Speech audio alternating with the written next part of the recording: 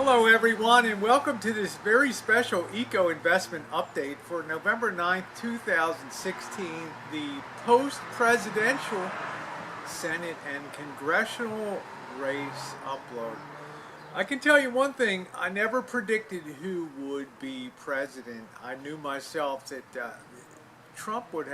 Donald Trump would have a very difficult time running the table. He'd have to run the table almost perfectly to offset some of those big states like California, New York, etc. that had a lot of electoral votes in order to win the presidency. Well, as it turns out, he did win the presidency. Now, I'm of course a registered libertarian, so it was almost like a watching sport for me out there, and it's going to be interesting to see how President-elect Trump governs now with a Republican House, a Republican Senate, and pretty much a Supreme Court. It'll be of his making and choosing, so probably before he even takes office, his stamp will be more heavily on our future for many years to come than any president, probably since maybe FDR with his appointments and things for the Supreme Court. Now, as you all know, I was out of the market for the last 6 weeks or so, reduced my positions to 95%. But I have to tell you, if you saw my hangout on the Rosie O'Kelly channel from out on the what they call boondocking in my RV on Wi-Fi, I stated at that time when people were saying, gee, the market's down, futures are down 700 to 800 points.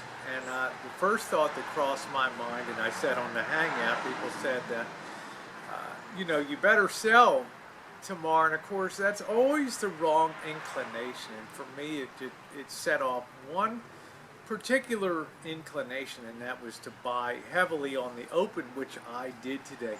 I don't know how things will turn out ultimately, but I do know that anytime you have those type of ridiculous attenuated moves on markets that are very thin and traded overseas, it almost always pays to take positions against that. And nobody really knows what the future holds for Donald Trump. I've certainly had to assess it, and I have no insight into that, but I do have insights in how to trade and invest.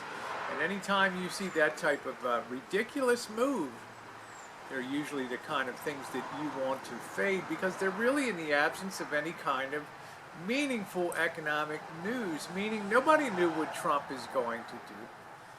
We know there's a good chance that taxes will be cut, yay, and that's generally good for an economy. It's probably some inflationary pressure. The 10% note has gone up above 2%, but I'm going to stay invested at this point now, and I'm probably 75% invested here. I took some huge positions down this morning, right on the opening as that weakness began, and now I have to go back to the possibility that the rising interest rates, once again, back to the original scenario again, that rising interest rates will be the key towards eventually killing off this bull market. But for now, I'm comfortably sitting in here.